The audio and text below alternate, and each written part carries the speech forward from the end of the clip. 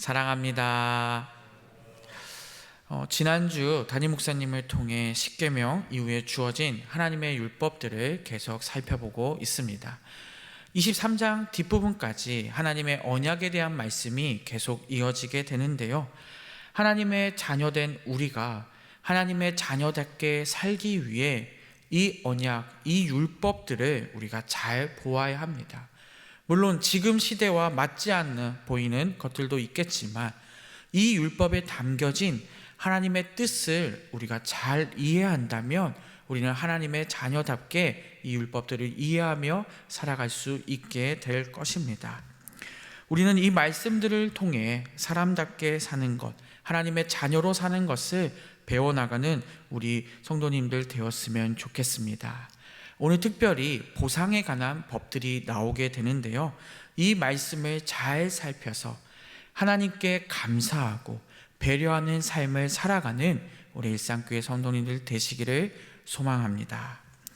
오늘 본문은 소나 양을 도둑질하였을 때 내가 도둑질한 것이 걸렸다면 그 상대방의 사람에게 배상하는 장면이 등장하게 됩니다.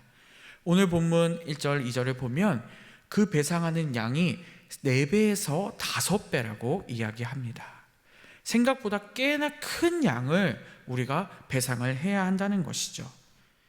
이 보상을 하는 것에 대해서 이야기가 나옵니다. 또 뒤에 부분에 보게 되면 도둑이 우리 집에 들어왔을 때 정당하게 그 도둑을 죽일 수 있고, 낮에 또 들어왔을 때는 죽여서는 안 되는 법을 오늘 하나님이 설명하십니다.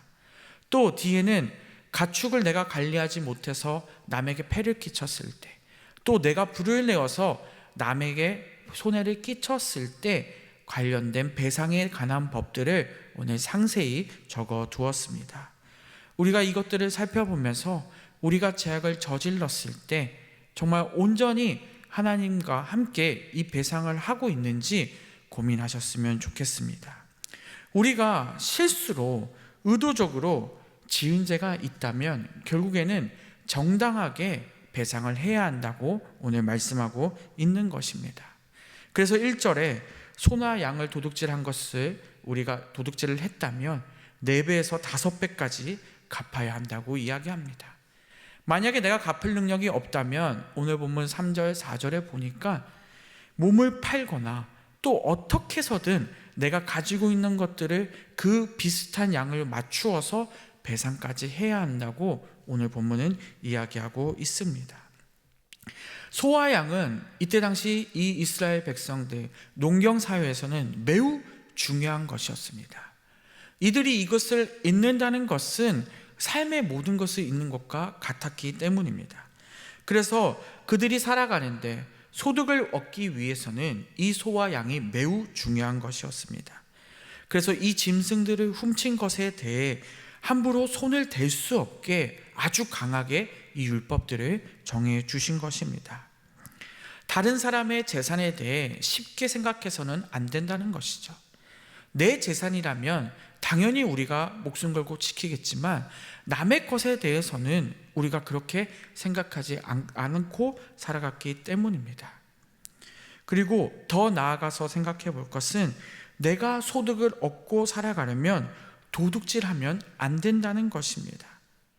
철저히 도둑질하는 것이 아니라 내가 일을 함으로써 정당한 노동의 대가를 지불함으로써 소득을 얻고 살아가는 바로 하나님의 말씀인 것입니다.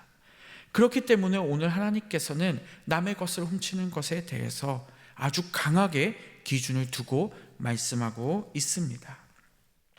우리나라 역시 법들의 기준 때문에 많은 논쟁이 있었습니다. 지금도 있고요.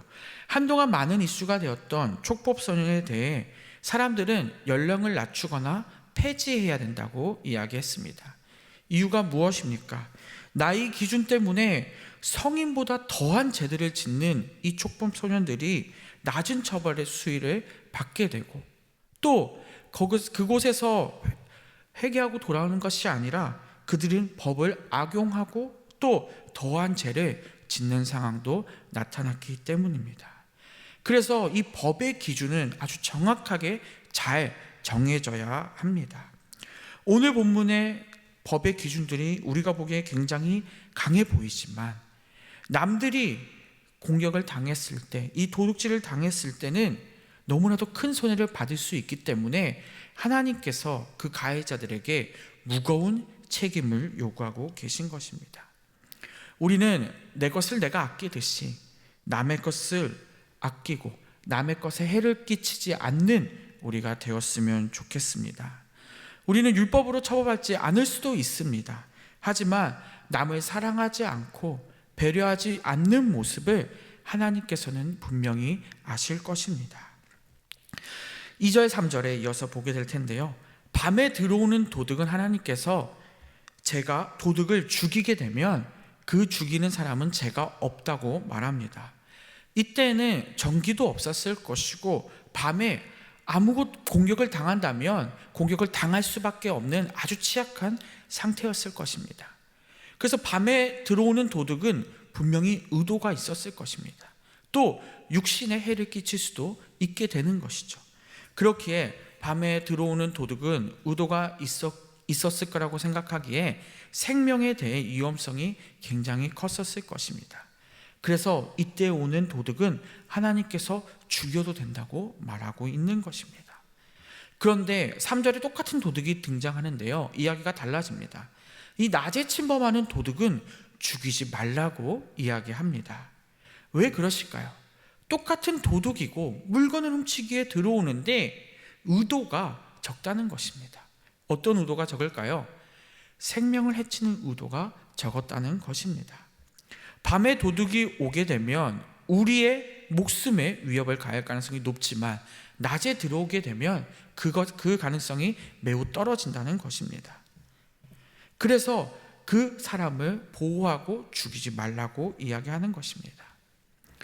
이해가 안 될 수도 있겠지만 여기서 중요하게 보아야 될 것이 무엇인가 하면 바로 하나님께서는 사람들의 생명을 중히 여기신다는 것입니다. 밤에 도둑이 들어와서 놀라게 되는 그 주인의 생명을 지키시기 위해 그 상대방을 공격하라고 이야기하는 것이고요, 낮에 들어온 도둑 또한 나쁜 도둑이지만 그 도둑의 생명도 지켜주시기 위한 하나님의 의도가 오늘 이 율법에 담겨 있다는 것입니다. 결국 이 율법 두 가지 다 모두 생명을 보호하시겠다는 하나님의 뜻이 담겨 있다는 것입니다. 오늘 말씀을 통해 법이 어떻게 진행되고 이루어지는가, 물론 이것도 중요하겠지만 우리가 반드시 알아야 할 것은 하나님이 우리의 생명을 중히 여기시고 우리를 보호하신다는 것을 기억하시기 바랍니다. 뒤에 8절 9절에 보면 소유권에 대한 문제들이 나옵니다. 이 문제를 해결할 때 이 모세는 하나님께 재판장에게 맡기라라고 이야기를 합니다. 이때 재판장이 몇 명이었을까요? 이때는 재판장이 한 명이었습니다. 바로 모세였습니다. 이 모세에게 이 사람들이 재판을 맡길 때 11절에 보니까 맹세를 하고 그 자리에 나아갑니다. 그리고 그 맹세한 만큼 이 모세의 이 말을 재판에 따르게 되었습니다. 어떻게 모세의 재판을 바로 따르고 순종할 수 있었을까요? 억울한 부분도 있을 것이고 그 재판의 결과에 따라서 내가 달라질 수 있기 때문에 굉장히 두렵고 떨렸을 것입니다. 그런데 놀랍게도 이스라엘 백성들은 그 재판장 모세의 말에 순종하게 됩니다. 왜 그럴 수 있었을까요? 모세가 재판을 하지만 결국 그 뒤엔 누가 계실까요? 바로 공의의 하나님이 계시기 때문입니다. 이때까지 출애굽하시면서 인도하신 분이 누구십니까? 바로 하나님이십니다. 그 하나님께서 모든 것을 인도하셨고 이 재판 또한 하나님께서 인도하시기에 그 재판에 나온 사람들은 그 자리에서 맹세하고 하나님의 판결에 따를 수 있었다는 것입니다. 지금까지 이스라엘 백성들을 인도하시고 명확한 근거로 이끄신 분이 하나님이시기에 그들도 하나님께 맹세하고 따를 수 있었다는 것입니다. 우리는 이 공의의 하나님을 따르시고 이 하나님께 뜻에 감사하며 살아가는 우리 모두가 되었으면 좋겠습니다. 지금도 이 공의 하나님은 우리를 이끄시고 인도하실 것입니다.